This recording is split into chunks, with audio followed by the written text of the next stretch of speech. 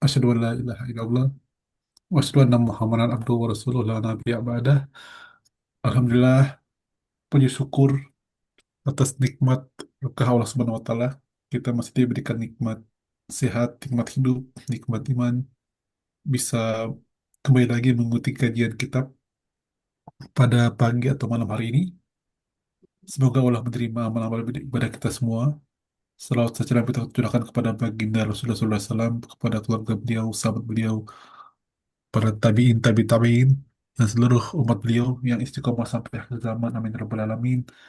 Dalam suasana yang penuh berkah ini, insya Allah kita juga selipkan doa-doa kita kepada saudara-saudara kita yang sedang susah ya di berbagai macam belahan dunia, di Sudan, di Gaza, di apa namanya Rohingya, di Uighur dan sebagainya, dan saudara kita juga di tanah air. Semoga Allah mengangkat semua kesulitan mereka dan menggantinya suatu dengan sesuatu yang lebih baik. Amin ya rabbal alamin.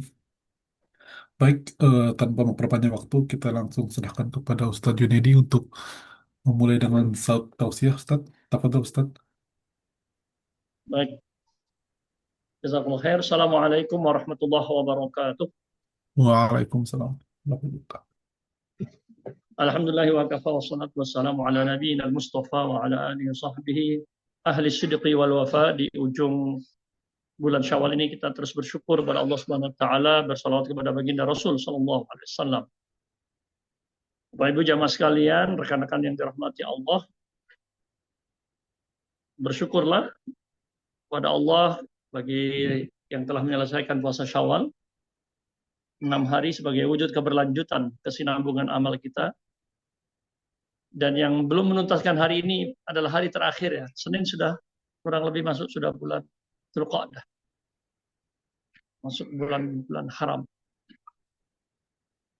Ada satu poin yang ingin saya sampaikan pada kesempatan pagi yang baik ini terkait dengan istilah kita halal bihalal yang pada hakikatnya sesungguhnya adalah kelapangan hati. Atau dalam bahasa Arabnya, bahasa istilah tazkiyahnya sering disebut dengan salamatus sadr. Ya, biasanya kita secara simbolik bersalam-salaman. Adanya salam-salaman, bertemu, berkunjung, bersilaturahim, itu barangkali yang disebut dengan adna maratibil ukhuwah. Wujudnya adalah bersalam-salaman, berkunjung. Ketika ada kelapangan dada, kelapangan hati, jadi yang salamatus sadr, kelapangan dada secara bahasa, maksudnya adalah kebersihan hati. Hati yang bersih dari syirik, hati yang bersih dari iri dengki, dari permusuhan, itulah yang mendorong pelakunya minimal memiliki hak-hak persaudaraan sehingga dia melakukan kunjungan, melakukan silaturahim dan bersalam-salaman. Dalam bahasa Indonesia istilahnya ada yang saling memaafkan, minal aidin wal faizin, kosong-kosong dan seterusnya. Kadang ada ungkapan seperti itu ya. Ini sesungguhnya berangkat dari satu nilai positif yaitu salamatus sodar, kebersihan hati, keselamatan hati dari penyakit iri dengki, dari penyakit syirik yang menyekutukan Allah, dari permusuhan, dari hal-hal yang mengotori persaudaraan. Ya. Salamatus sodar salah satu jalan pintas menuju surga. Salah seorang ulama salaf mengatakan begini, Al-Qasim Al-Ju'i berkata, ya afdalu turuqil jannah salamatus sadaq. Cara terbaik jalan pintas menuju surga adalah dengan hati yang lapang. Dalam hadis riwayat Ibnu Majah dari sahabat Abdullah bin Amr bin As, Rasulullah ditanya oleh para sahabat,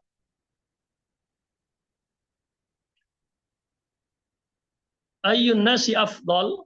Siapa orang yang paling baik itu wahai Rasulullah SAW? Beliau menjawab,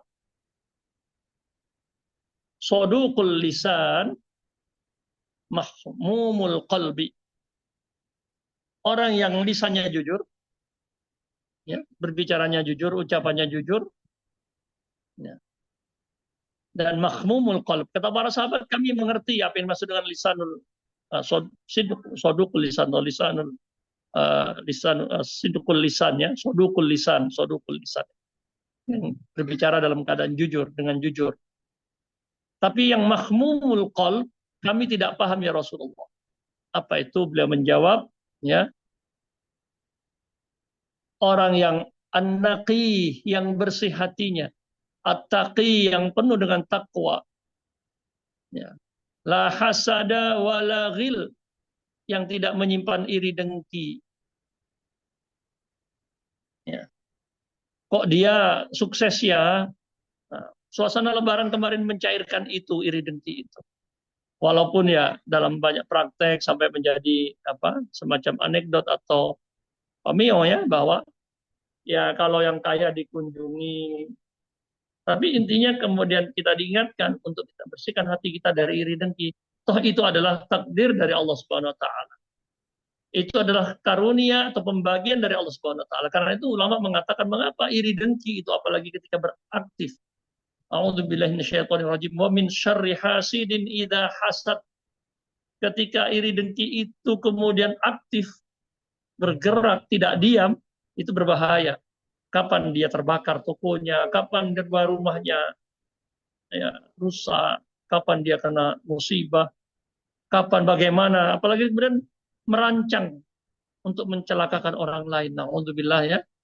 Ini yang dikatakan oleh para ulama sebagai dosa besar karena dia pertama tidak ridho dengan ketentuan Allah Subhanahu wa taala. Sehingga kemudian melakukan tindakan-tindakan yang tadi abnormal, ingin menghancurkan, menghabisi punya orang. Walaupun itu ada yang berharap pindah ke dia atau tidak harus pindah ke dia. Yang penting orang itu hancur. Yang penting orang itu gagal, binasa, dan seterusnya, bangkrut. Ini bahaya dari hati hasad. Karena itu, ini sebuah modal, ya, kita memasuki suasana kehidupan setelah Lebaran ini dengan modal lapang dada. Pada ayat sekali mengingatkan kita, ya, pentingnya kita bersihkan hati kita dari ghil, terutama kepada sesama Muslim. Ya, ada yang membuat status ya. Mengapa ketika pemimpin Hamas umpamanya bertemu dengan orang Iran, pemimpin Iran dikatakan langsung ini adalah bentuk kemunafikan, memberikan loyalitas kepada Syiah. Terus ada pemimpin Arab yang bertemu dengan pemimpin Iran, oh ini adalah pertemuan politik siasa. Kenapa dua kasus atau dua tampilan yang mirip saja seperti pertemuan, semuanya pertemuan politik. Nah, bilateral dua negara mungkin formal atau informal memiliki tafsir yang berbeda. Ini khawatir kita, inilah penyakit yang menimpa kaum muslimin hari ini. Iri dengki baik sebagai individu atau sebagai iri dengki antar organisasi, antar kelompok. Nah ini. Ya kalaupun kita ada perbedaan, ada ketidaksetujuan dengan saudara kita, ada perbedaan-perbedaan cara pandang dan sebagainya. Tapi kita diajarkan di antara adab takarrub kita kepada Allah, dalam rangka kita ibadah kepada Allah, ada etikanya. Yaitu salah satunya idraku maratibil amal. Ya. Memahami betul prioritas dalam kerja-kerja, dalam beramal. Yang jelas mereka Yahudi jelas kafirnya. Sementara saudara kita yang di Palestina itu adalah ahlus sunnah. Ya. Nah ini hal-hal yang sudah jelas, jangan dikalahkan oleh hal-hal yang tidak jelas. Itu prioritasnya seperti itu. Jelas-jelas mukmin ahlus sunnah. Bagaimana bisa dikalahkan ya, oleh isu-isu, oleh propaganda dari orang kafir. Bahkan dicari-carilah apa? Batiniyah lah, inilah. Ya. Yang jelas pun dibuat kabur, sementara yang kabur kemudian diperjelas mendatangkan maslahat. Maslahat siapa? Ya, yang disinilah hati yang kotor, iri dengki, kemudian melembaga, ini yang berbahaya. Tentu kita nasallallahu ta'ala salamah, kita mohon kepada Allah kebersihan hati dari syirik, ya, dari menyekutukan Allah, dari tidak ikhlas dalam beramal, dari permusuhan sesama muslim, dari iri dengki kepada sesama muslim. Wala taj'al fi qulubina ya Allah. Ya.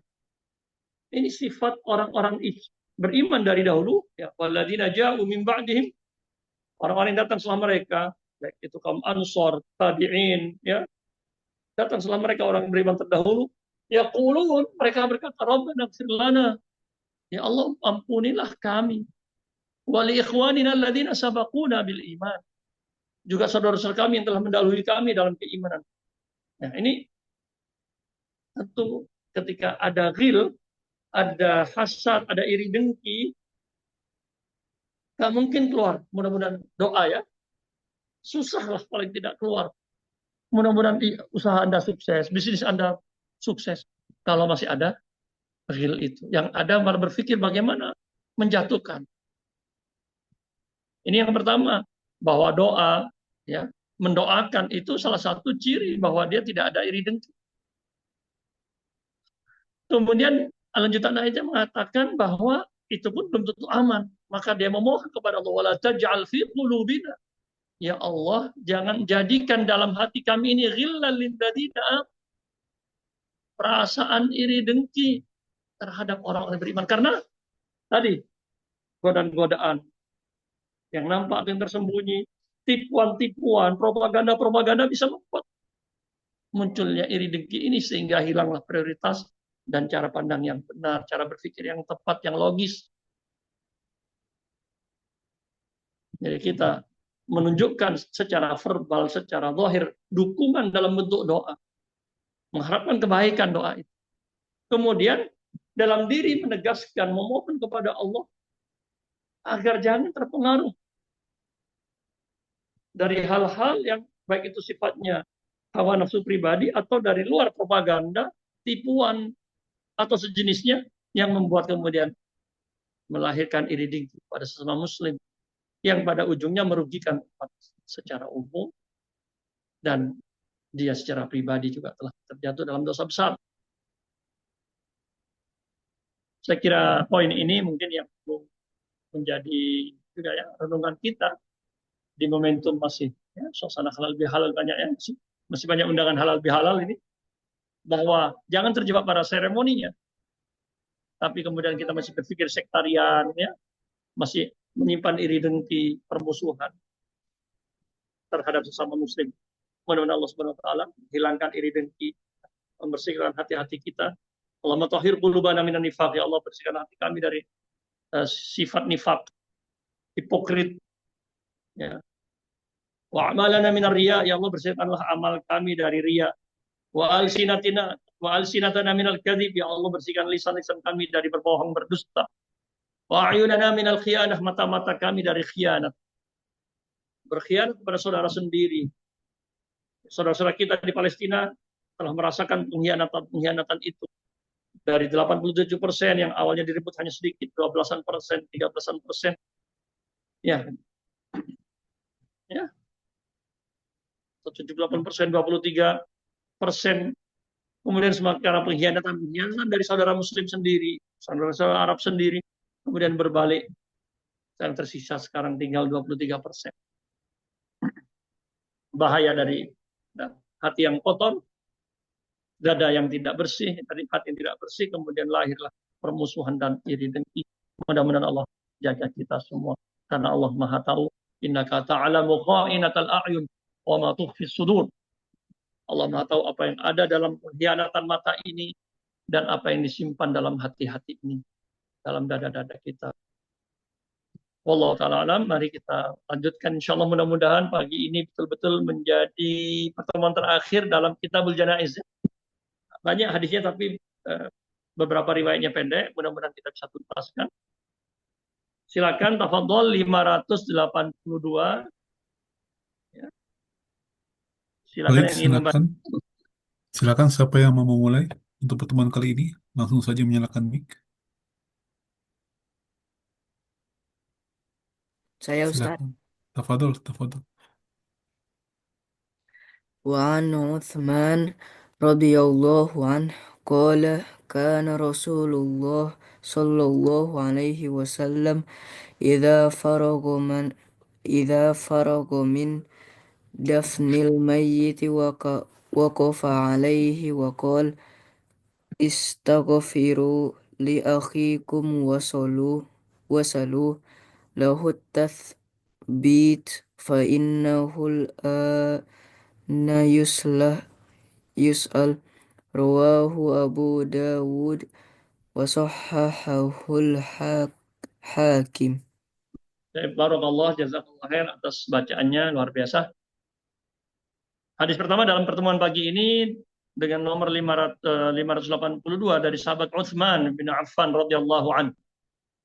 Qala, beliau berkata, kana Rasulullah SAW, Rasulullah SAW idza faragha, jika selesai min dafnil mayyit, dari menguburkan jenazah, jadi selesai prosesi penguburan jenazah, waqafa alaih, beliau berdiri di kuburan tersebut, waqala, dan beliau bersabda, istaghfiru,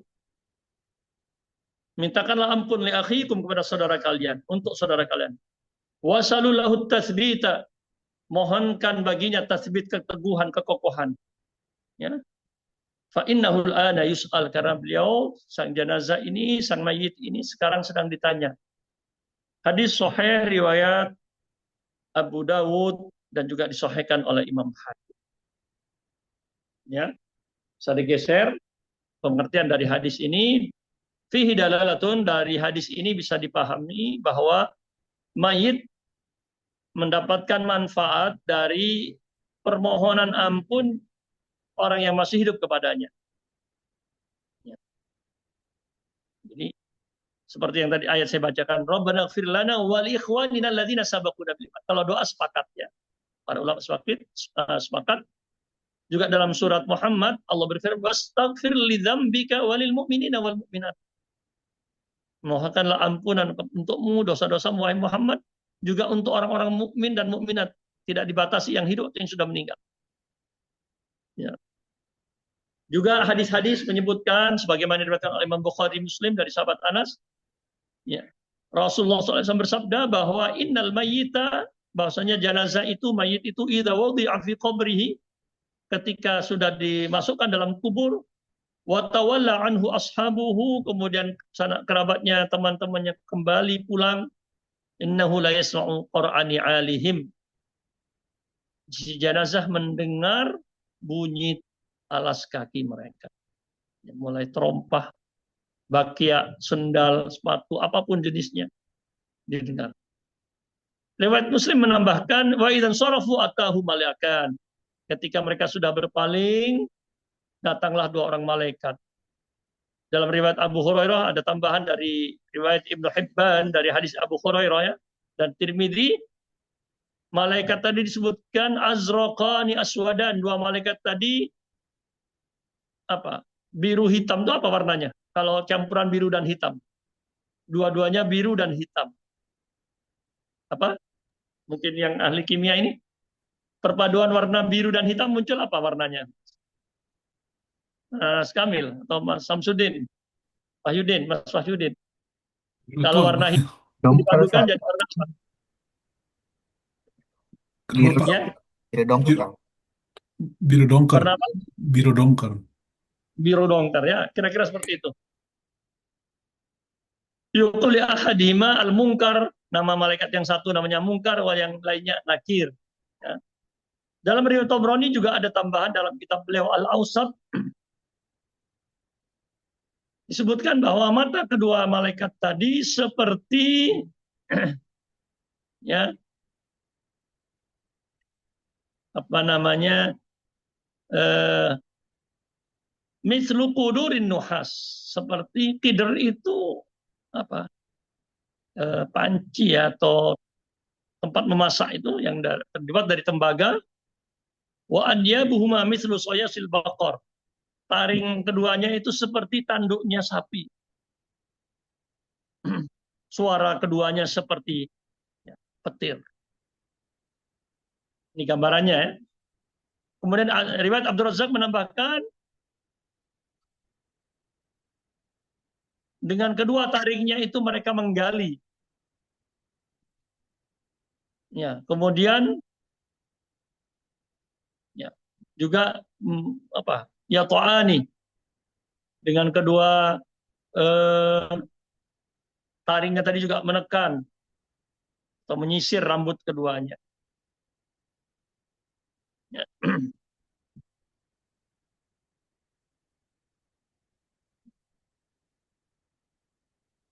Keduanya juga membawa mizrabah, ya, alat gitu ya. Kalau berkumpul semua umatku tidak bisa membawanya. Mirzabah, ya. Oh, ini menggambarkan agungnya, besarnya. Ya. Dalam riwayat Bukhari juga dari sahabat Barah bin Azib ada tambahan, kemudian ruh jenazah tadi dikembalikan ke jasadnya untuk menjawab tadi, atau ya menjawab pertanyaan malaikat tadi.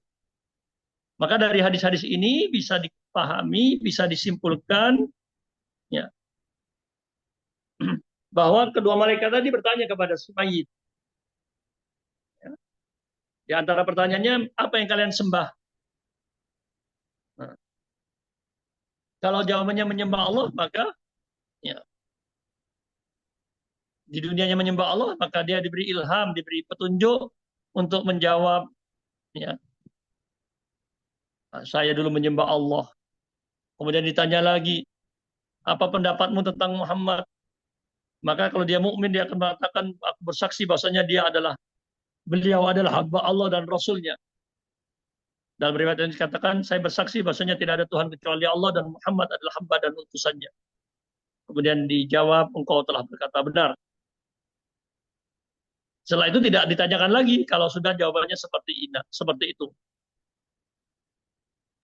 Kemudian dipastikan saja, ditanyakan kepadanya, ya, ya, engkau berada dalam keyakinan dan engkau meninggal dalam hal tersebut, dan engkau juga akan dibangkitkan dalam keadaan seperti itu, insya Allah.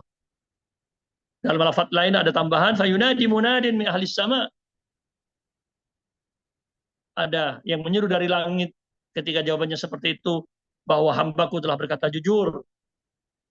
Ya, maka siapkanlah tempatnya, permadani di surga. Bukankan baginya pintu di surga, menuju surga. Pakaiankan baginya pakaian dari surga. Ya. Kemudian, ya, datanglah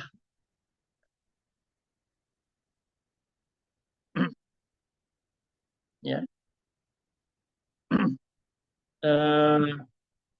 kepadanya dari rohnya, ya, dari arah surga, ya, roh jannah, ya, dari semangat surga, atau bisa artinya dari arah surga dan juga wanginya surga. Kemudian dibentangkan pandangannya sejauh pandangannya. Kemudian dikatakan kepadanya, lihatlah tempat dudukmu di surga. Allah telah menggantikan, ya, tempat dudukmu, ya, telah menyiapkan bagimu tempat dudukmu di surga. Ia melihat itu semua. Kemudian dia berkata, bolehkah biarkan aku kembali untuk memberikan kabar gembira kepada keluargaku? Tapi kemudian dijawab oleh malaikat, diamlah.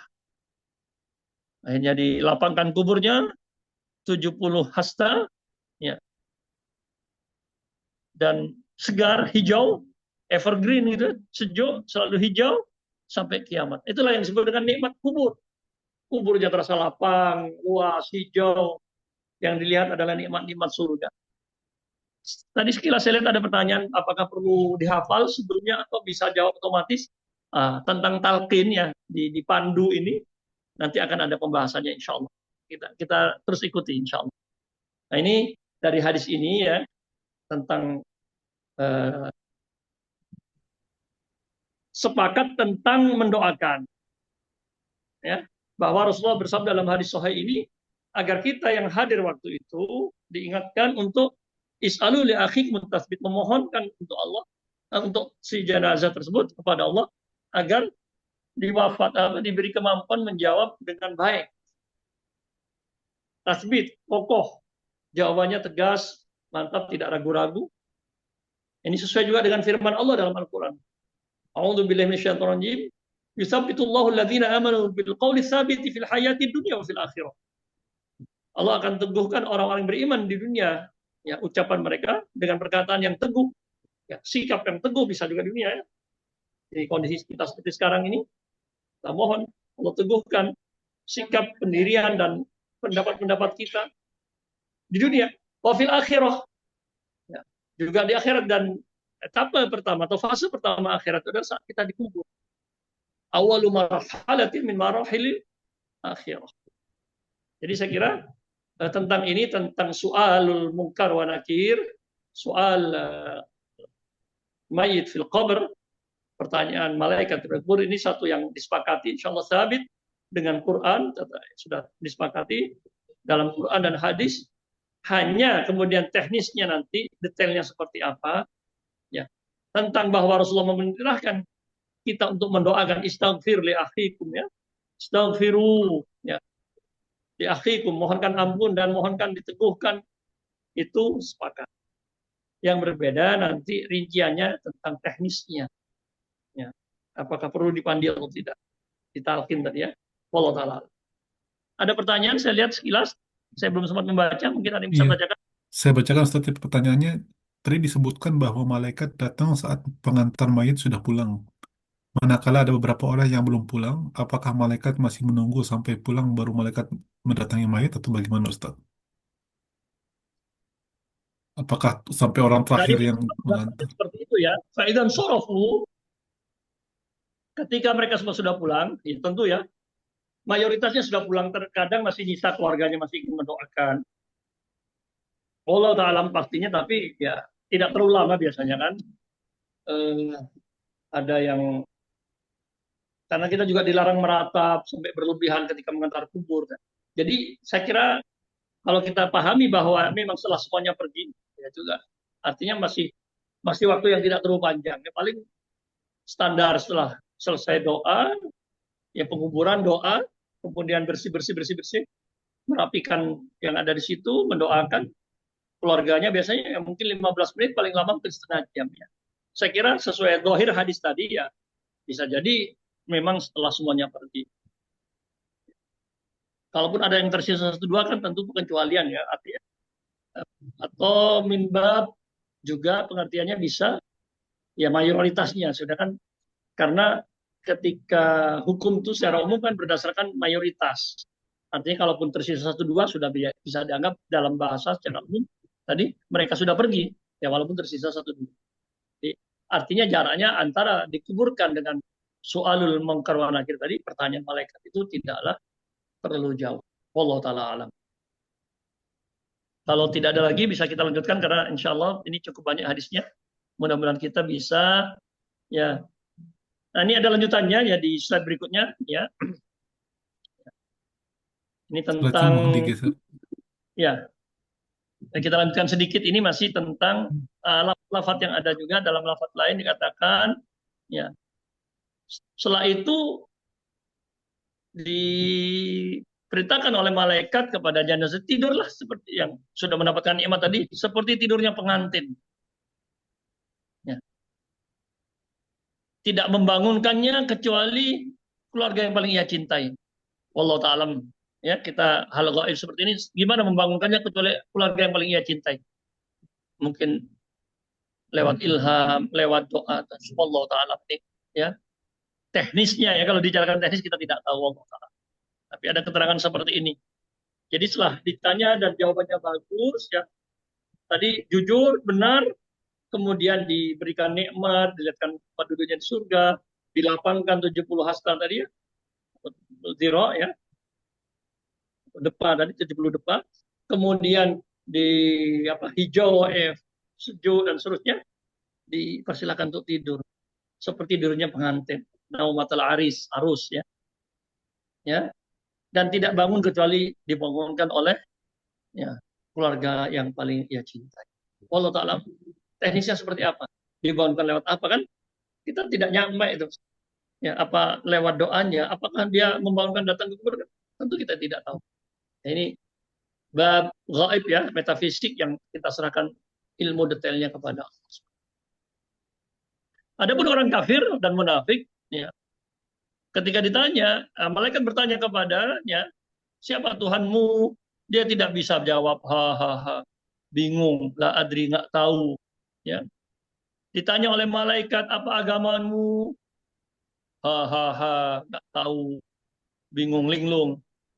Ditanya tentang Nabi Muhammad, orang yang diutus kepada kalian ini, ha, nggak tahu.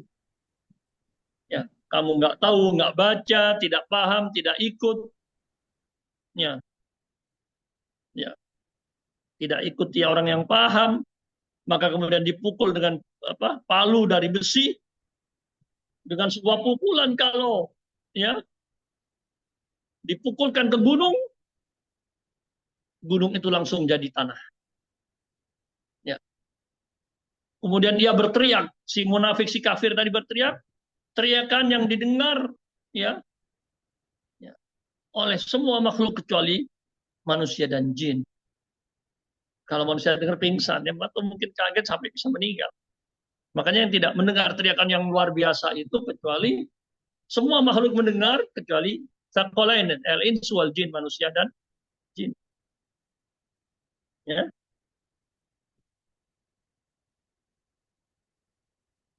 Baik. Ada hadis-hadis yang menunjukkan juga bahwa umat ini memiliki kekhususan. Yang ditanya di kubur ini ada tentang pertanyaan di kubur ini, ya tidak dialami oleh umat-umat terdahulu. Para ulama menyebutkan hadis-hadis ini mengapa mengkhususkan, rahasianya apa, bahwa ya umat-umat terdahulu itu telah datang kepada mereka para rasul, jika mereka taat maka sudah selesai. Itulah. Kalau mereka maksiat tidak patuh, ya langsung disiksa. Tetapi Nabi Muhammad ketika diutus sebagai rahmat bagi semesta, tidaklah Allah menahan dari mereka siksa. Nah, yang menerima Islam, ya pokoknya dia Islam, ya menampakkan Islam, ikhlas tidak ikhlas kan urusan munafik, ya tidak langsung dihukum kan. Banyak munafik tidak ikhlas pura-pura masuk Islam, tapi ya diterima zahirnya saja. Baru setelah di akhirat, ketika dikubur, Allah tugaskan malaikat ini. Jadi ini rahasianya. Mengapa ada keterangan hadis ini kan soal pertanyaan di kubur ini hanya khusus untuk umat Muhammad. Ya. Ya, baru betul-betul bisa diseleksi, istilahnya ada seleksi betul nggak Islamnya munafik kafir tadi ketika melalui ada pertanyaan di kubur ini. Ya. Tapi juga ada yang berpendapat ya, tidak, termasuk Ibnu Qayyim berpendapat bahwa ya, pertanyaan ini juga dialami oleh umat terdahulu. Wallahu taala alam. Intinya kita ya tidak perlu terlalu ya, memperdalam apa umat terdahulu, tapi kita yang sebagai umat Muhammad akan mengalami hal ini. Dan tadi mayoritas berpendapat seperti itu.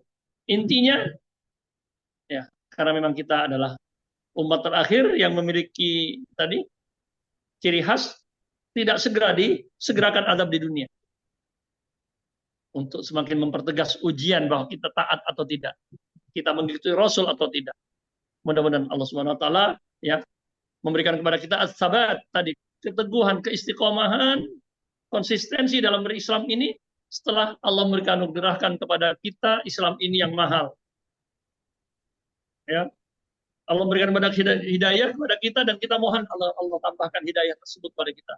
Ya, walladzina tadau zadahum huda wa atahum taqwahum. Ya. Dan orang-orang ya yang mendapatkan petunjuk itu zadahum huda, Allah tambahkan pada mereka petunjuk, wa atahum taqwahum. Ya. Dan Allah berikan tambahan kepada mereka dan datangkan kepada mereka ketakwaan. Mudah-mudahan takwa yang kemarin diraih, walaupun tentu ya klasifikasinya, tingkatannya atau bobotnya berbeda-beda, Allah jaga itu dan kita mohon untuk ditambah terus hidayah dan takwa itu. Sebagaimana Ashabul Kahfi itu Allah berfirman ya, innahum fityatun amanu bi rabbihim mereka adalah para pemuda yang beriman kepada Tuhan mereka. Wazidnahum huda, ya, dan kami tambahkan kepada mereka petunjuk. Jadi kita terus memohon agar Allah, jadi yuthabbitullahu alladzi, Allah teguhkan kita dengan status keimanan kita bil qauli tsabiti fil hayati dunya, ya, sehingga kita terbebas dari fitnah akhir zaman yang bisa merubah konsistensi berislam, beragama kita, beriman kita. Pagi muslim, sore kafir, naudzubillah. Sore muslim, paginya kafir, naudzubillah. Ini terjadi salah satu juga fenomena di akhir zaman. Kita lihat ada fenomena seperti itu dalam beberapa kasus, ya. Mungkin tanpa sadar, ya. Kita tidak menghukum langsung dia kafir, tapi kadang ada ucapan-ucapan yang melecehkan agama. Padahal mungkin dia, ya, tokoh, mungkin dia anak tokoh dan sebagainya. Tapi ketergelinciran ini yang tidak kita harapkan. Kita mohon pada Allah keteguhan, kekokohan. Yusabbitullahu alladhina aman. Mudah-mudahan Allah mengokohkan orang-orang yang beriman bil qawli tsabiti fil hayatid dunya, dan keteguhan iman, keteguhan sikap dan ucapan di dunia. Wa fil akhirah, dan tentu saja ketika di akhirat, dimulai saat di pertanyaan dalam kubur. Wallahu taala alam. Baik, kita lanjutkan. Hadis berikutnya 853, silakan yang ingin membacanya. Silakan langsung saja menyalakan mic. Yang mau membacakan langsung saja menyalakan mic. Tafadol. Pak Abdul Halik mungkin berkenan mau membaca. Ngobrol silakan, tidak perlu Bismillahirrahmanirrahim. Tafadol Pak. Bismillahirrahmanirrahim.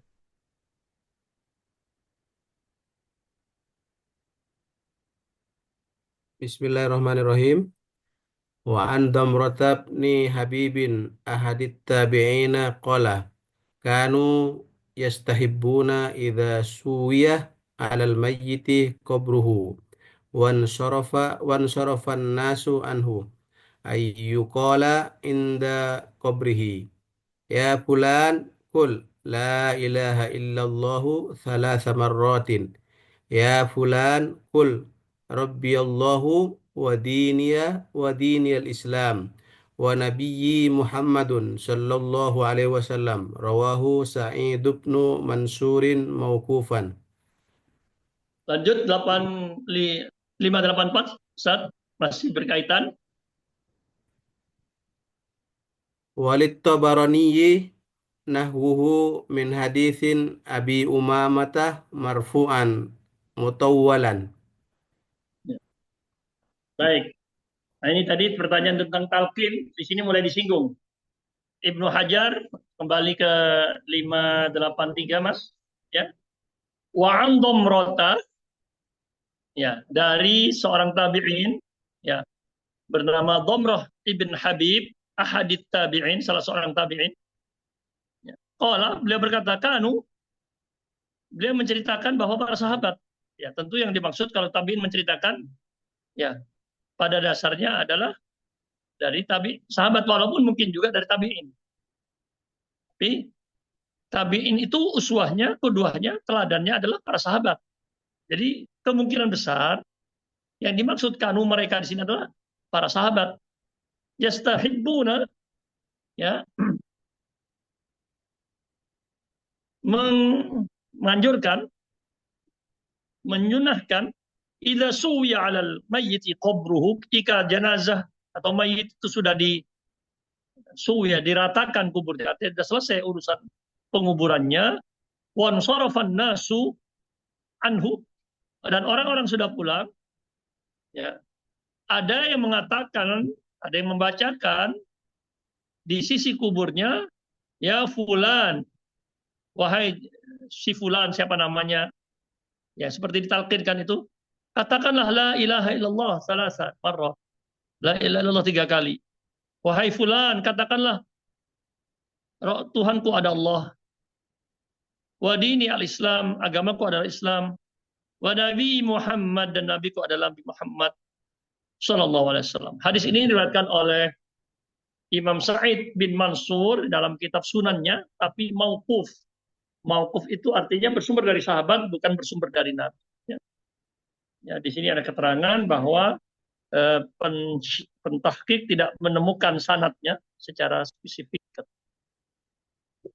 Ya. Kemudian di 854 ya 584 Wali Tobroni, dalam riwayat Imam Tobroni juga sejenis itu tapi sahabatnya berbeda. Tadi tidak disebutkan nama sahabatnya ya, hanya menisbahkan pada sahabat. Ya.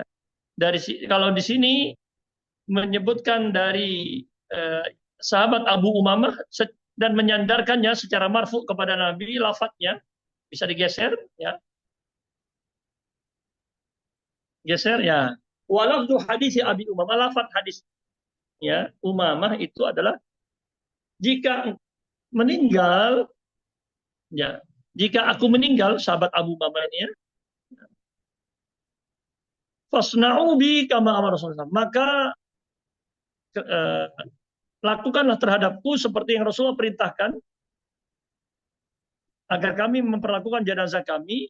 Rasulullah memerintahkan kami dan beliau bersabda, ya,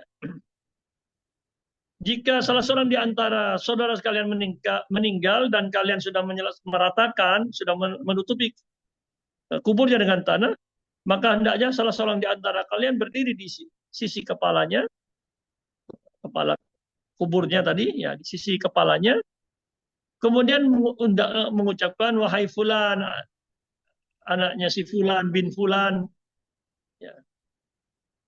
Karena sesungguhnya si mayit tadi mendengar tetapi tidak menjawab secara langsung, tapi dia mendengar. Summa yaqul, kemudian berkata wahai fulan, anak fulan bin fulan, ya. Ketika dipanggil itu mayit itu mengucapkan arsyidna, bimbinglah kami rahimakallah, mudah-mudahan Allah merahmati engkau. Tapi kalian tidak merasakan itu. Maka ucapkanlah, sebutlah, ya, ingatlah atau sebutlah apa yang kau dulu di dunia ucapkan. Ya, yakini berupa kesaksian syahadat la ilaha illallah dan Muhammad hamba Allah dan utusannya. Bahwasanya engkau ridho kepada Allah sebagai Tuhan, raditu billahi robba, wabil islami dina, dan Islam sebagai agama, dan Nabi Muhammad sebagai nabi, dan Quran sebagai imam, wabil Qurani imama. Ya. Sesungguhnya Mungkar dan Nakir akan mengambil tangan dari penghuni kubur tadi, kemudian berkata, ayo kita pergi. Ya. Ma yuqiduna inda man qatlaqna hujjatahu faqala rajulun ya Rasulullah fa illam ya'rif ummuhu qala yansubu ila ummihi Hawa ya fulan ibn fulan. Ya. Jadi kemudian tadi diajak pergi, wallahu alam seperti apa, ya sudah dari posisi orang yang telah mentalkinkan hujahnya tadi. Ada seorang sahabat bertanya, kalau tidak tahu nasabnya, ya, tadi tidak diketahui ibunya, apalagi kalau tidak tahu bapaknya berarti kan ke ibunya. Ibunya juga nggak tahu, ya sudah. Kalau yang tidak ada, ya nisbahnya, nasabnya tadi, ya artinya nisbahkan saja kepada yang paling tua di sini, ibunya Hawa, ya, banyak Fulan bin Hawa. Kalau ada bapaknya berarti bapaknya kan aslinya. Ya, Ibnu Hajar menilai di sini isnadnya layak dan bahkan dikuatkan. Walaupun tadi yang riwayat yang awal tadi, yang riwayat siapa Sa'id bin Mansur ini dinilai lemah, dan juga riwayat Abu Umamah ini, riwayat Tirmidzi secara ilmu hadis dinilai juga lemah. Tapi Ibnu Hajar punya pandangan, itulah perbedaan ya, menganggap masih bisa dipakai. Karena itu waqad dzaba ilaihi at-talqin asy-Syafi'iyah, berpendapat talqin. Nah, kita memahami hadis-hadis yang masih diperselisihkan seperti ini, ya, kita juga tidak boleh terlalu konfrontatif. Mereka juga punya dasar walaupun lemah menurut kita. Nah, menurut mereka masih bisa dipakai. Kita yang berpendapat tidak boleh itu menganggapnya lemah, sebagaimana juga di sini ya, pemvalidasi mengatakan lemah dengan beberapa kelemahan di sini. Tetapi selevel Ibnu Hajar menganggap masih bisa dipakai, bahkan dianggap kuat, sehingga mereka Syafi'iyah memakai. Ya. Nah, inilah perbedaan ijtihad dalam menilai hadis. Karena itu kemudian kita bisa pahami ya. Saya sebutkan di awal bahwa Rasulullah memerintahkan orang yang hadir untuk mendoakan, memintakan ampun dan memohon agar dia diteguhkan, kan selama sesungguhnya. Hanya dalam hal teknis di sini, ya terkait adanya perbedaan derajat hadis tadi, maka talqin itu sendiri nanti juga dari riwayat-riwayat yang lain juga itu bukan sesuatu yang tidak ada dasarnya sama sekali. Wallahu taala alam. Ya. Baik, ini terkait tadi pertama tadi tentang ya tadi tentang yang disepakati ya, kita mulai dari yang disepakati yaitu memohonkan ampun dan memohonkan keteguhan. Nah, adapun tentang talqin tadi riwayatnya diperselisihkan dan Syafi'iyah memakainya, di antara dasarnya adalah Ibnu Hajar menguatkan riwayat Tabrani ini dan itu dinisbahkan kepada Rasulullah marfu artinya. Dan tadi yang mauquf yang tidak bersumber dari Nabi tapi bersumber dari beberapa sahabat dan juga tabi'in, ya paling tidak kan memiliki dasar ijtihad dari para sahabat dan tabi'in. Bukan berangkat dari nol, kosong. Sehingga kalau ada ketidaksetujuan, inilah masuk wilayah khilafiyah. Yang melaksanakan monggo karena merasa memiliki dasar, hadis tadi yang oleh masih diperselisihkan, yang tidak mau melaksanakan karena menganggap tidak kuat, ya. Tapi tetap sepakat bahwa kita diminta mendoakan ya agar diteguhkan saudaranya yang sedang di dalam kubur tersebut. Hadisnya sepakat tadi sahih. Ya, yang is'alu li ahdikum tatsbit ya sahih, kemudian juga dikuatkan oleh dasar Al-Qur'an ya bahwa ya, Allah akan meneguhkan ya, di dunia dan saat di akhirat, yaitu sejak dalam kuburan. Wallahu taala alam. Jika tidak ada lagi, kita lanjut ke 585 ya. Baik, silakan. Setelah Siapa selesai yang kan mau pulang membacakan? ziarah kubur. Jadi setelah prosesi pemakaman selesai, termasuk di dalamnya mendoakan dan tentang talqin tadi ada khilafnya.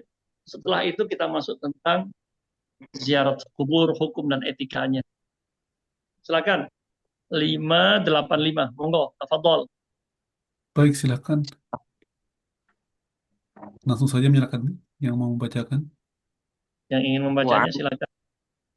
وعن بريدة بن حسيب الأسلامي رضي الله عنه قال رسول الله صلى الله عليه وسلم نهيتكم عن زيارة القبور فزوروها رواه مسلم زاد الترمذي فإنها تذكر الآخرة. Lanjut berikutnya 586. Bisa digeser 586, silakan Mas Lukman. زاد بن ماجه من حديث بني مسعود وتزهد في الدنيا. Baik, jazakallahu khair. An Buraidah ibn al-Husayb, yang saya tahu ini dengan Husayb, ini barangkali apa salah ketik atau ada cara baca yang lain, wallahu taala alam, tapi yang saya tahu Buraidah ibn al-Husayb pakai dhammah haknya ya, bukan pakai fathah.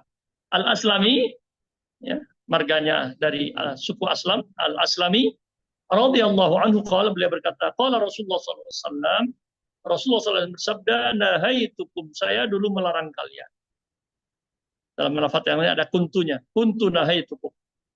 Ya, lafaz yang lain ada kuntunya. Dulu aku melarang kalian, pernah melarang kalian an ziyaratil kubur. Ziarah kubur. Fazuruha, maka ziarahilah.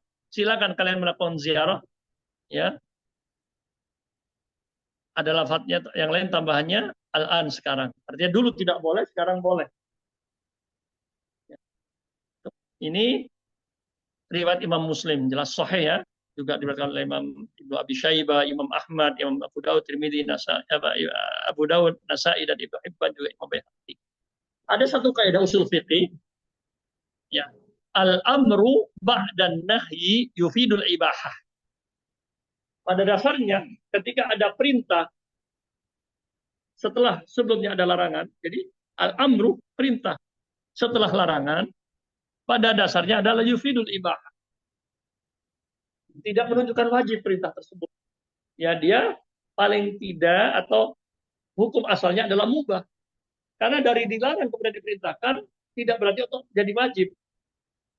Kalau itu sifatnya keduniaan, murni berarti mubah. Seperti kamu saya larang berdiri. Sekarang silakan duduk. Ya, itu kan boleh duduk, boleh tetap berdiri, tapi sudah boleh duduk gitu. Ya. Tapi ini sifatnya apalagi tadi ada tambahnya di sini zadat Tirmidzi, Imam Tirmidzi menambahkan fa innaha, karena sesungguhnya ziarah kubur tadi tudzakirul akhirata, mengingatkan kita dengan akhirat, kepada akhirat. Ya, ada tujuannya, ada ta'lilnya, ada sebabnya kenapa dibolehkan sehingga bernilai kurbah ya, takurub kepada Allah, jadi tidak lagi sekedar mubah. Kalau kita niatkan tadi mengingat akhirat maka naik menjadi sunnah, disyariatkan dan dianjurkan. Kemudian 586 Zada Ibnu Majah. Ibnu Majah menambahkan min hadis Ibnu Mas'ud, dalam hadis Ibnu Mas'ud. Tadi kan riwayat Buraidah. Kalau hadisnya sama, satu tema, kemudian diriwayatkan oleh sahabat yang berbeda, itu namanya syahid. Hanya saja dalam riwayat Ibnu Mas'ud ini ada tambahannya wa tuzahidu fil akhirah. Kalau tadi di riwayat Buraidah mengatakan ziarah kubur itu di antara tujuan dan maksudnya adalah mengingatkan akhirat, dalam riwayat Ibnu Majah dari sahabat Ibnu Mas'ud ada tambahan dan ya wa tuzahidu fid dunya, membuat kita zuhud, membuat kamu zuhud terhadap dunia. Tetapi secara ilmu hadis riwayat ini ya ada kelemahan, ya tadi ada rawi namanya Ayyub bin Hani, dhaif ya oleh sebagian ulama, tapi sebagian ulama juga menguatkan, tapi juga ada masalah, juga ada An-Ana ibni Juraij. Baik, kita lanjutkan, slide-nya bisa digeser. Dalam hal ini ya tentang ziarah kubur ini, perintah ziarah kubur setelah dilarang sebelumnya, banyak sekali hadis-hadis, diantaranya dari Abu Hurairah, kalau tadi dari Abu Hurairah, ya, nah, banyak syawahidnya, namanya syawahid hadis yang diriwayatkan oleh banyak sahabat. Ya. Satu tema, sahabatnya banyak, menunjukkan hadis ini populer. Yang namanya syahid, jamaknya syawahid. Ya. Sampai Buraidah tadi, Ibnu Mas'ud, ada juga dari Abu Hurairah, diriwayatkan oleh Imam Muslim, juga Ibnu Mas'ud dalam riwayat Ibnu Majah dan Hakim, Abu Sa'id Al-Khudri dalam riwayat Imam Ahmad dan Imam Hakim, Ali bin Abi Thalib dalam riwayat Imam Ahmad, Aisyah juga dalam riwayat Ibnu Majah. Semuanya menunjukkan bahwa disyariatkan kita melakukan ziarah kubur dan dijelaskan hikmahnya bahwasanya untuk mengambil pelajaran, lil i'tibar. Ya. Dalam riwayat Ibnu Mas'ud ada lafadznya fa innaha ibratun wa dzikrun lil akhirah. Ya. Wa tazhidun fid dunya. Jadi sekali lagi walaupun tadi sanadnya lemah yang menunjukkan tambahan kata zuhud tadi bahwa ini menjadi pelajaran dan mengingatkan akhirat dan membuat zuhud kepada dunia, ini tadi lemahnya bisa jadi terangkat. Ya, karena banyak riwayat yang lain. Ya. Hadis Buraidah ini yang dikenal dalam istilah ilmu hadis juga adalah hadis nasikh dan mansukh. Tetapi dalam bentuknya dalam hadis yang sama, ya, sehingga menjadi sangat jelas. Jadi kronologinya dijelaskan dalam hadis itu sendiri, bahwa dulu dilarang, sekarang dibolehkan. Jadi yang menghapus namanya nasikh kalau ada hadis tersendiri, ya. Kalau kalau menyatu begini ya nasikh mansukh dalam satu hadis, gitu ya. Hukumnya ya tentu yang terakhir adalah menghapus hukum yang awal yang melarang.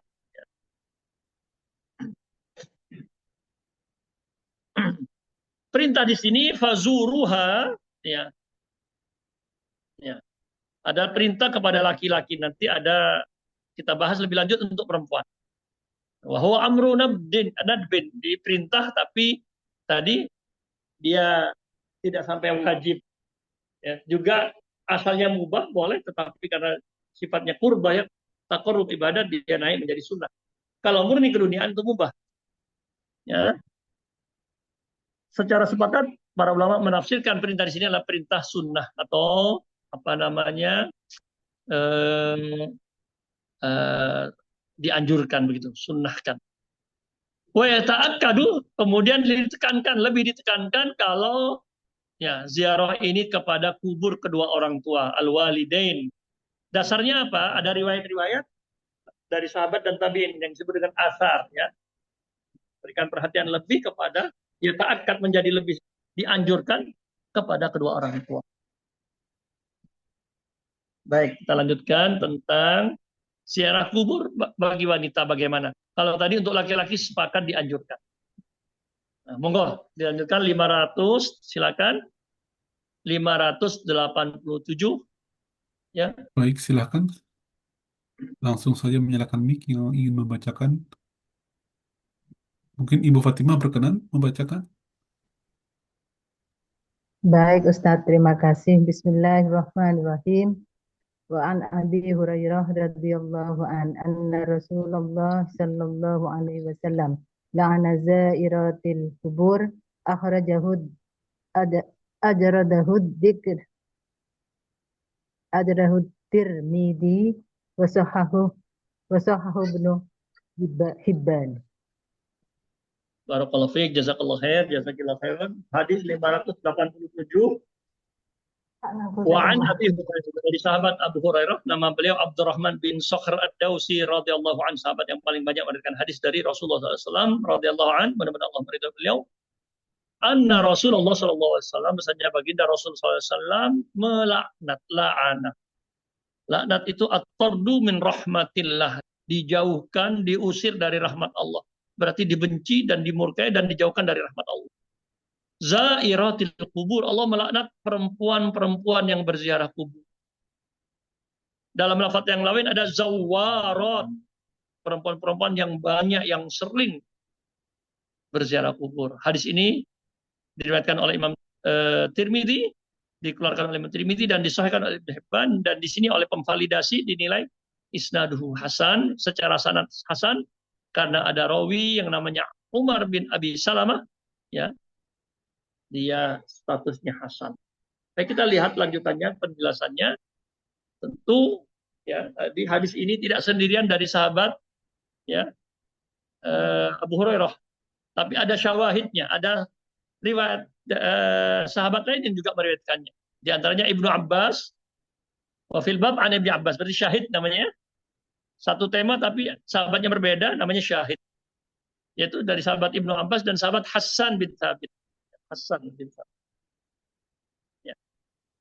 Bagaimana tadi membolehkan? Bagaimana untuk perempuan di sini dilaknat? Sebagian ulama berpendapat, ya, ini dulu hadis ini adalah sebelum adanya rukhsah atau perintah untuk berziarah kubur. Jadi larangan ini, laknat ini sudah juga termasuk yang dihapus, sudah mansukh dengan hadis yang tadi.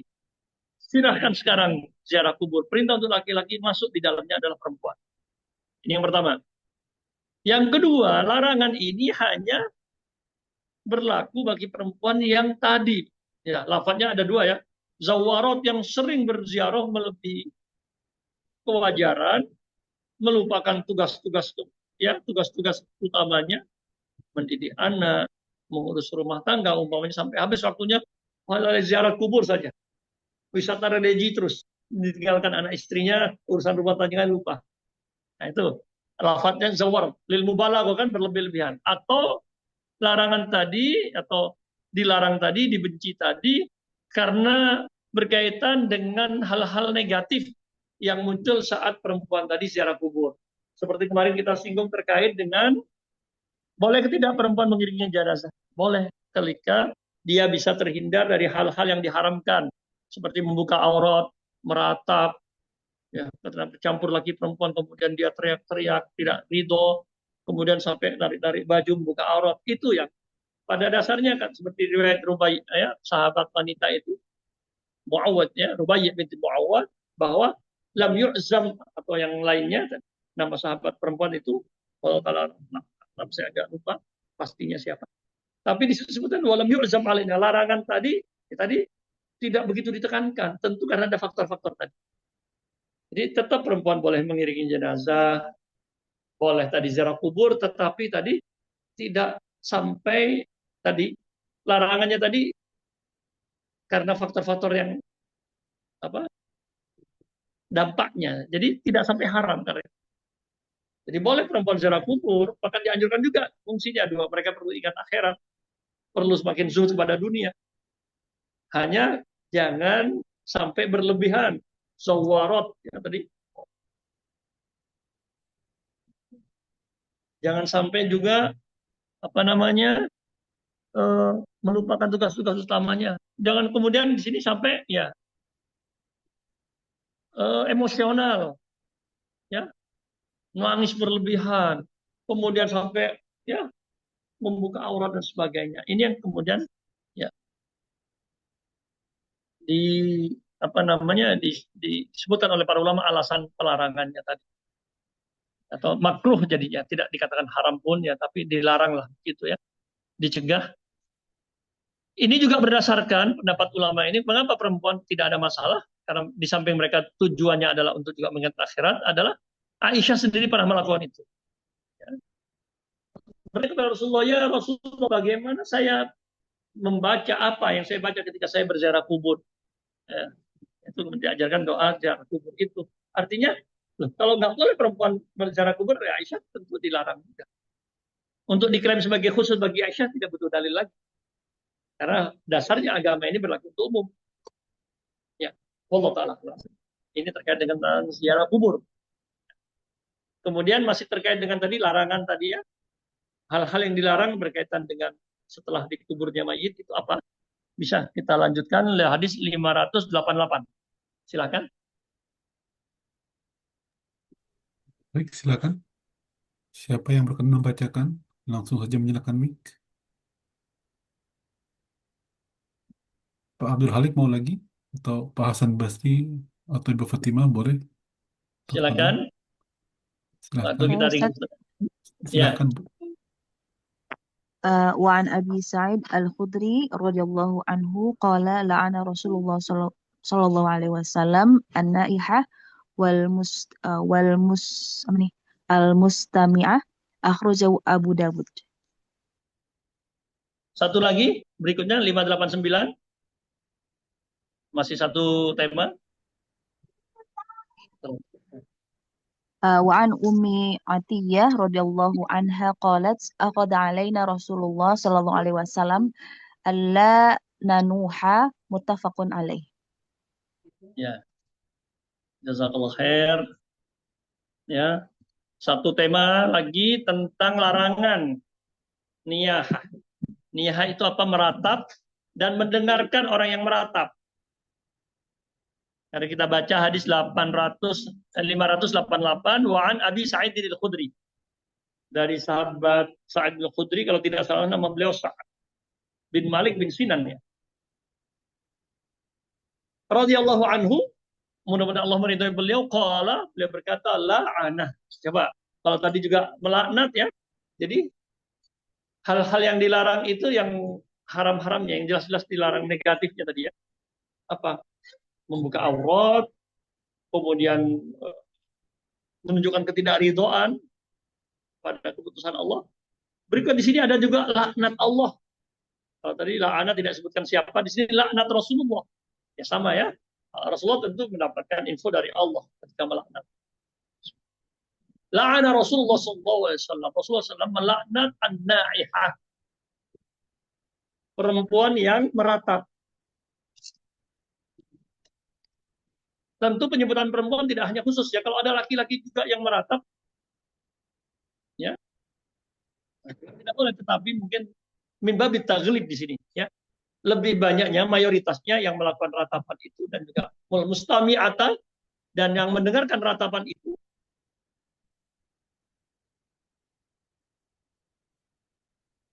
adalah perempuan. Di hadis ini diriwayatkan Imam Abu Dawud. Ya. Walaupun secara riwayat lemah, ya, tapi nanti kan ada hadis-hadis berikutnya, contohnya hadis berikutnya menguat.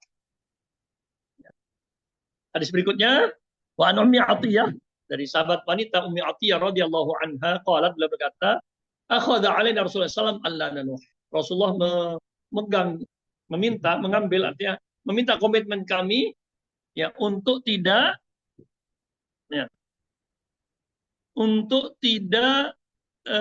meratap. Jadi yang lemah mungkin kata-kata melaknat, ya, tapi secara umum larangan meratap sahih. Jadi ada hadis yang lemah bukan berarti semuanya tertolak. Ada hadis lain yang satu tema sahih. Nah, berarti lemahnya pun bisa jadi diangkat malah. Artinya tema itu benar. Mari kita lihat penjelasannya.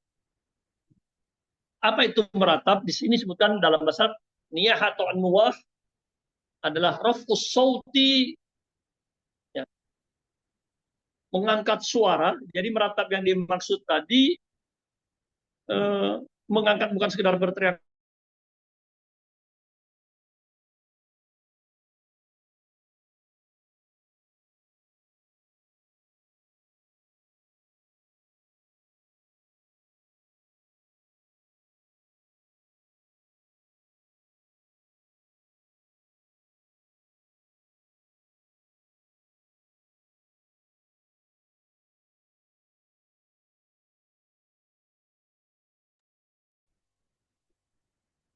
Assalamualaikum Ustaz.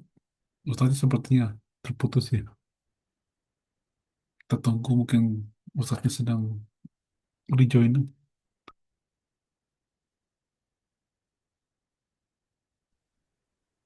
Baik, kita lanjutkan.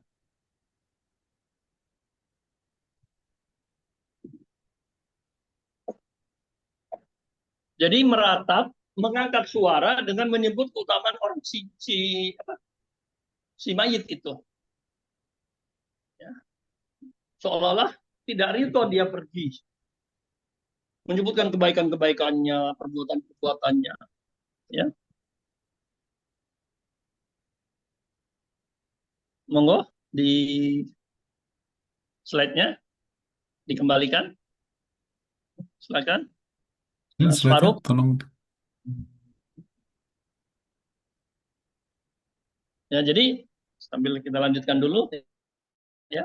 Di sini secara sepakat para ulama disebutkan, ya, mujma'un alaih, tentang keharaman meratap.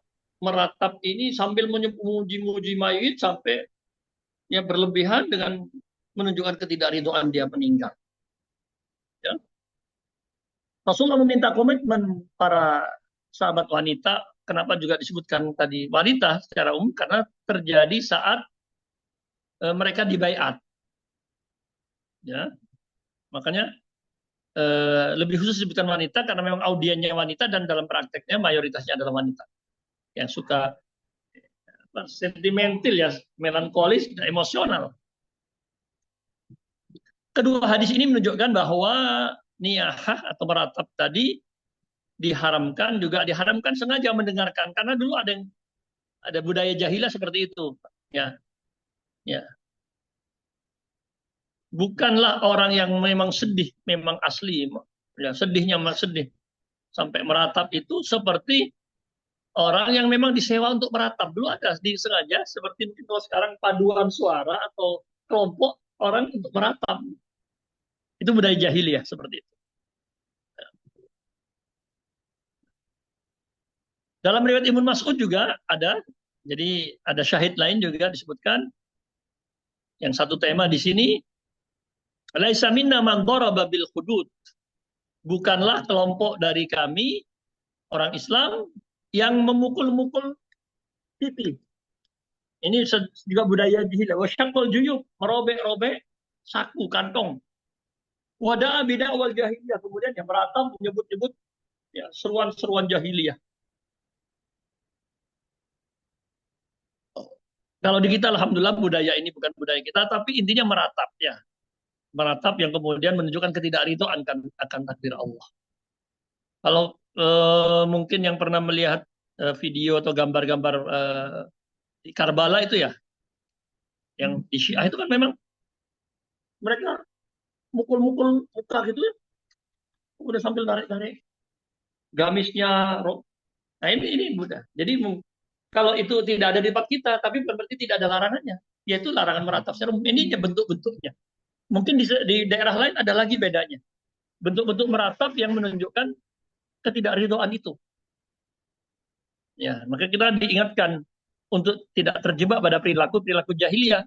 Khalifah Umar disebutkan mengatakan, ya, innama tunqadu ural Islam urwatan. Bangunan Islam ini akan runtuh sedikit demi sedikit. Idza nasya'a fil Islam, jika muncul lahir generasi dalam Islam ini man lam ya'rifil jahiliyah, yang tidak tahu perilaku jahiliyah. Budaya-budaya merusaknya jahiliyah.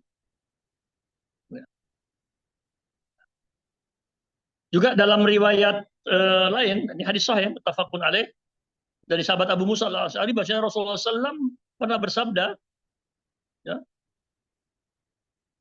juga muttafaqun alaih hadis ini, bahwa saya, kata Nabi SAW, berlepas diri, ya, orang-orang yang melakukan seperti itu. Halaqah, mencukur, wasalaqah, mengupas, wakhoraqah, melubangi. Artinya tidak ridho, ya, melakukan tindakan-tindakan ini budaya-budaya, ya, yang menunjukkan ketidakridhoan. Intinya di sana. Muratap itu bentuk-bentuk, ya. Kalau tadi kan meratap secara bahasa mengeluarkan suara. Dan itu yang memang hampir di semua tempat. Tapi bentuknya seperti apa, detailnya, kalau itu menunjukkan ketidakridhoan, itu yang dilarang. Bahkan dilaknat tadi dalam riwayat Abu Hurairah. Tentu ini tidak bertentangan dengan hadis yang diriwayatkan oleh Ibnu Majah, yang disahkan oleh Imam Hakim. Masih yang tadi, Mas, ya, bahasnya Rasulullah SAW pernah melewati sekumpulan perempuan dari suku Bani Abdul Ashhal yang sedang menangisi jenazah dari suku mereka pada perang Uhud. Ya. Rasulullah bersabda ketika melewati mereka, Hamzah nggak ada yang nangis. Kemudian wanita Ansor datang menangisi jenazah Hamzah. Jadi berbeda, ya, menangis, ya, adalah wujud rahmah, bentuk kasih sayang, bentuk kelembutan hati. Berbeda dengan meratap. Meratap adalah bentuk ketidakridhoan. Innahu mansuh, hadis ini juga sudah mansuh. Karena di akhir hadisnya juga ada lanjutannya. Maka hari ini perempuan yang berkumpul-kumpul atau sengaja disewa, ya, bahasa kitanya, hari ini tidak boleh lagi menangis dalam bentuk tadi yang meratap. Ya. Tapi menangis karena Rasulullah menangis ketika putra beliau meninggal. Bentuk dari kelembutan hati, bentuk tanda kepedulian, itu tidak masalah. Ya. Ya. Karena itu juga menunjukkan, jadi kedua, di samping sudah dihapus, beda menangis karena sedih, menangis karena rahmat, kasih sayang, dengan meratap berbeda. Ya. Karena menangis sendiri, Rasulullah menangis, tidaklah terlarang. Baik, silakan. Bisa dilanjutkan ke hadis berikutnya. Jadi yang dilarang adalah meratap, menyebutkan secara berlebihan dengan suara keras, ya, kebaikan si mayit, dan menunjukkan tidak ridho dengan wafatnya si mayit. Itu yang terlarang. Ataupun bentuk-bentuknya bisa agak berbeda-beda, ya. Silakan. Ya. Silakan. Ini masih berkaitan dengan meratap, ya. Ini hanya dampaknya kepada mayit apa? Kalau tadi larangan kepada yang masih hidup. Sekarang ketika yang masih hidup itu meratap, apakah berdampak kepada mayit? Nah, ada dua hadis, monggo. Tafadhol, silakan. Ya. Tafadhol. Silakan langsung saja 590. Silakan. Ustaz. Bismillahirrahmanirrahim. An Umar radhiyallahu anin Nabi sallallahu alaihi wasallam qala al-mayyitu adzabu fi qabrihi bima niha alaihi. Muttafaqun alaihi. Lanjut 591.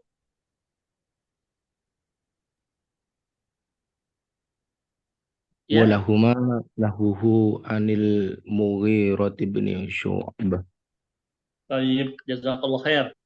590 wa an Umar, dari sahabat Umar ibn Khattab radhiyallahu anhu, anin Nabi sallallahu alaihi wasallam, dari Nabi sallallahu alaihi wasallam, al mayyitu, mayit itu yu'adzabu, bisa disiksa, fi qabrihi, di dalam kuburnya, sebut siksa kubur, bimaniha alaih, karena ratapan kepadanya, karena diratapi oleh keluarganya, oleh yang masih hidup.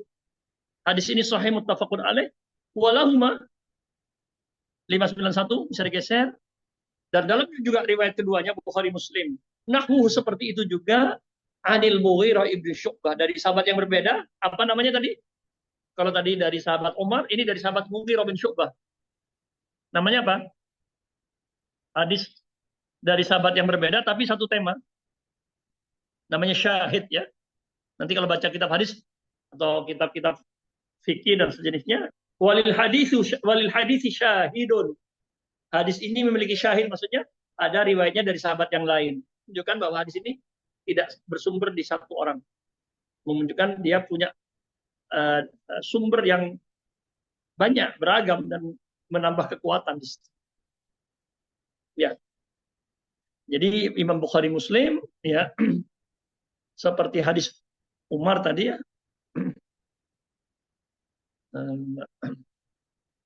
Umar, ya, bukan Ibnu Umar. Silakan digeser ke mana? Ya, di situ tertulis Ibnu Umar, tapi kita baca tadi Umar, ya. Seperti hadis Umar, bukan Ibnu Umar. Tambahkan di situ. Ya, maka disebutkan di sini ternyata bukan hanya dari sahabat Ibnu Mughirah, Al-Mughirah bin Syu'bah. Hadis ini juga dari sahabat yang lain. Dengan sumbernya banyak.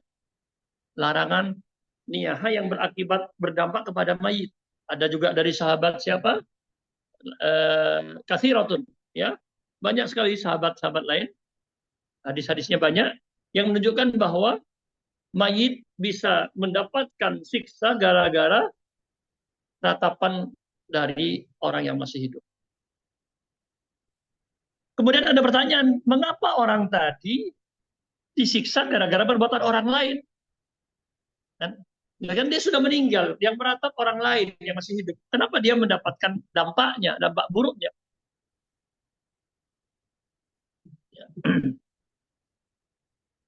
Ya, banyak beraneka ragam jawaban. Di antaranya Aisyah mengingkari. Aisyah mengingkari, tidak setuju dengan riwayat yang disampaikan oleh Umar dan putranya tadi, Ibnu Umar. Berarti ada dua, ya, ada Ibnu Umar juga meriwayatkan, Umar juga meriwayatkan.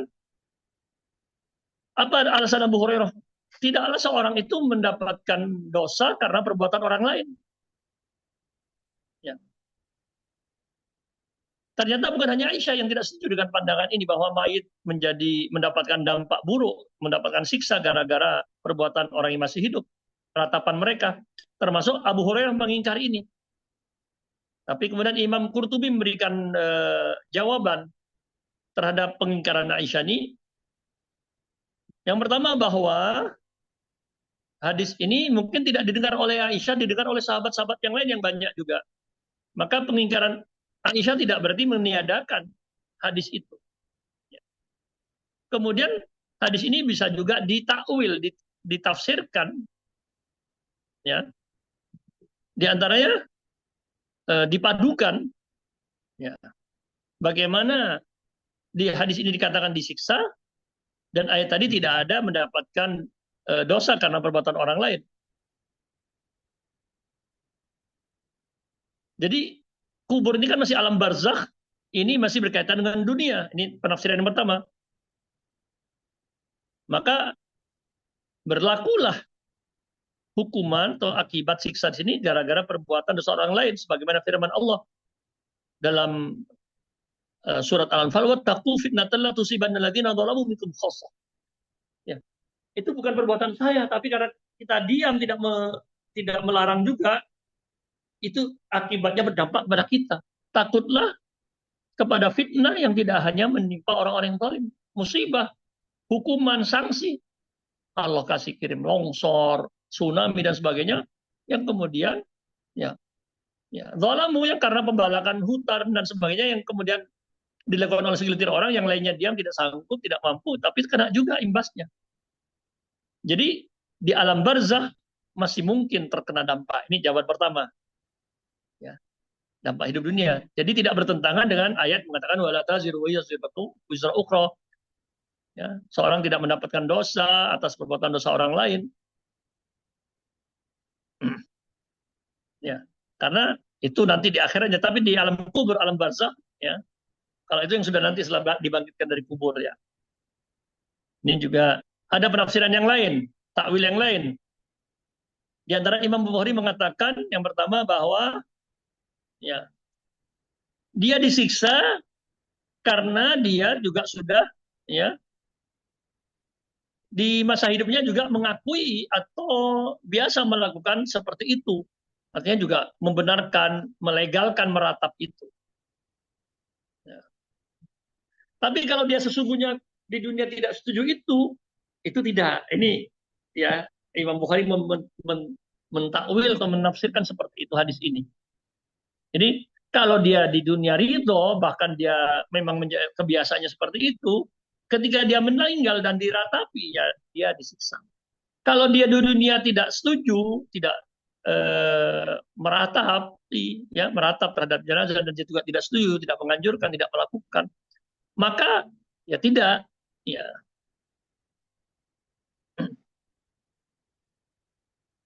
Ya, ya. Walaupun tadi ya, artinya sebagian mayit berarti. Sebagian mayit yang memang dulunya ridho seperti itu atau melakukan itu, ya itu. Sebagian tidak. Tapi ada bahwa pengaruh takdir itu ada. Pengaruh dampaknya ada. Yang kedua, yang ketiga berarti ya, itu disiksa kalau dia berwasiat atau berpesan tadi ya, nanti kalau saya meninggal tolong diratapi, ya, disewa orang ya. Ya. Ya. Ini mayoritas ulama menafsirkan seperti itu. Ya. Karena dulu seperti itu kan, tadi sewa menyewa itu. Ya. Ya.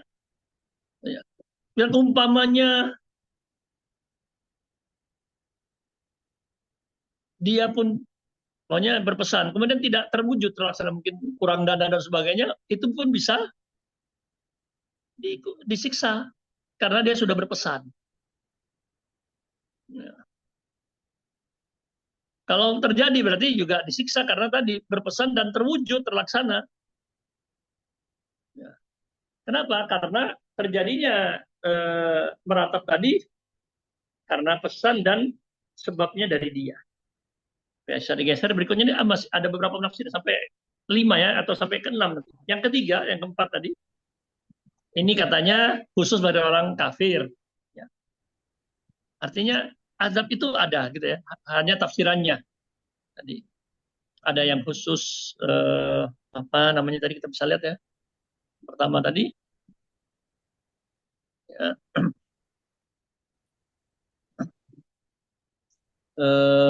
karena dia masih berdampak dari akhir dunianya masih karena di dalam barzakh. Yang kedua tadi Imam Bukhari kalau dia menjadi kebiasaan di hidupnya. Yang ketiga kalau berwasiat. Yang keempat di sini 3 ya, tapi kita urutkan 4 itu kalau dia kafir. Kalau mukmin tidak. Tetapi ini dianggap lemah ya. Kemudian yang kelima di sini keempat, makna ta'dzib di sini bukan siksa tapi hanya celaan ya, apa namanya, cacian dari malaikat ya kepada si mayit tadi.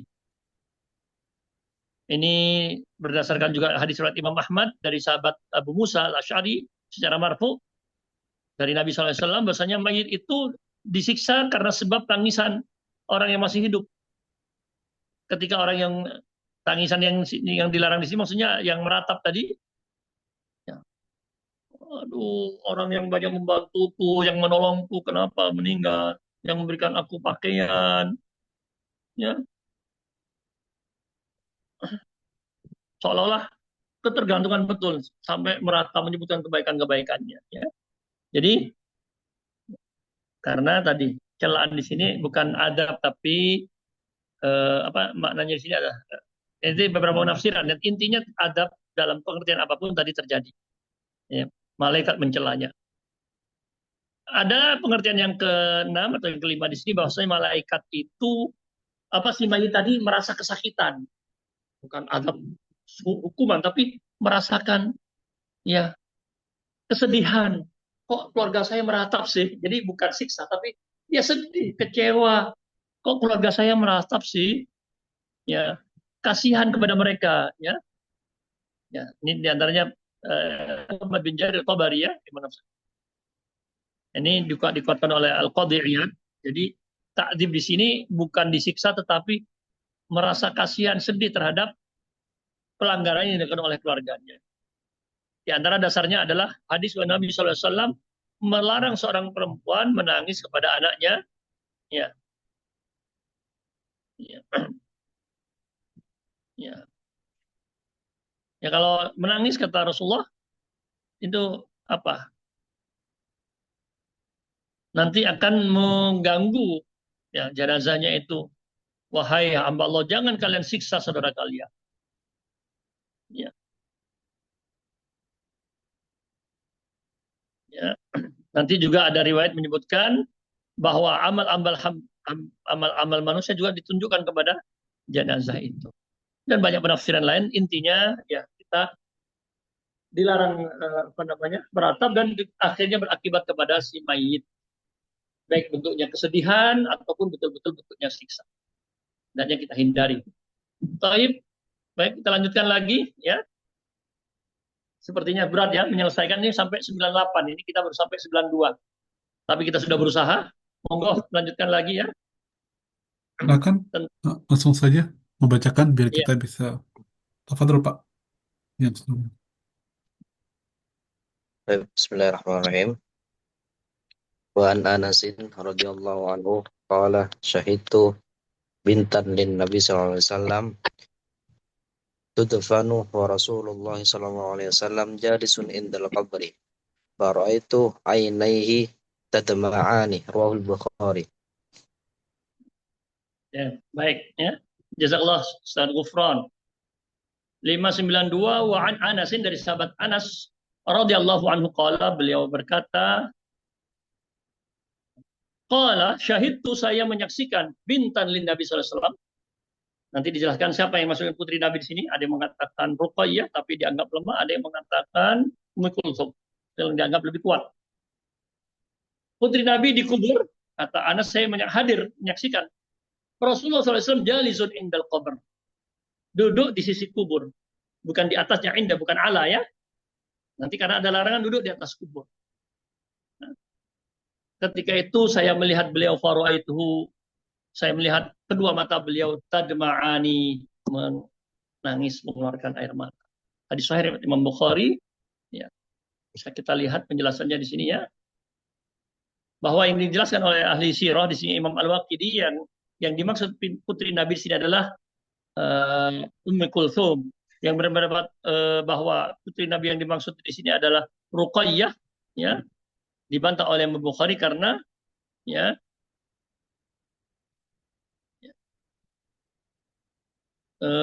meninggal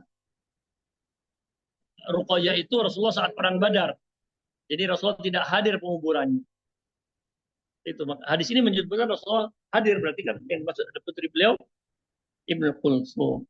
Hadis ini menunjukkan bahwa boleh menangis, ya. Bagaimana dengan hadis yang mengatakan kalau sudah meninggal, faidah wajabat, sudah meninggal, sudah wafat, janganlah menangis. Ya, maka para ulama memadukan kedua riwayat ini. Ya, yang tidak boleh itu menangis yang berlebihan, kemudian sampai mengangkat suara ini, ya, bagi perempuan. Ya.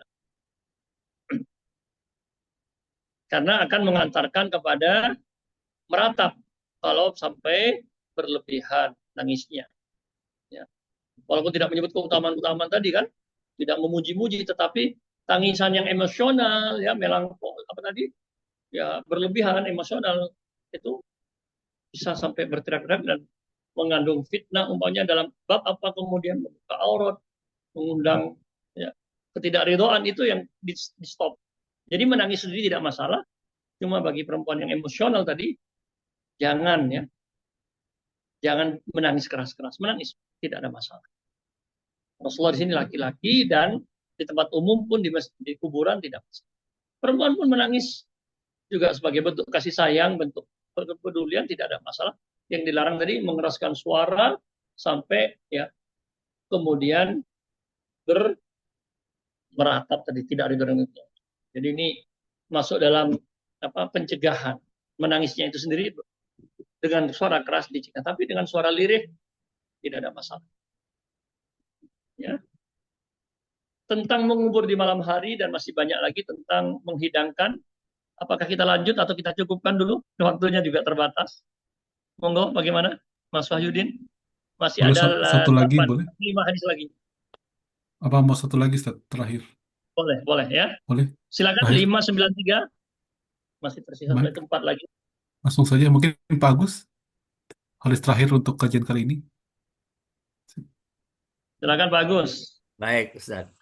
Bismillahirrahmanirrahim. Wa an Jabirin radhiyallahu anhu anna Nabiyya sallallahu alaihi wasallam qala la tadfinu mautakum bil laili illa antut tarru akhrajahu Banu Majah wa asluhu fi Muslim. Lakin qala zajara ayyukbara rajulu bil laili hatta yusalla alaihi. Ya.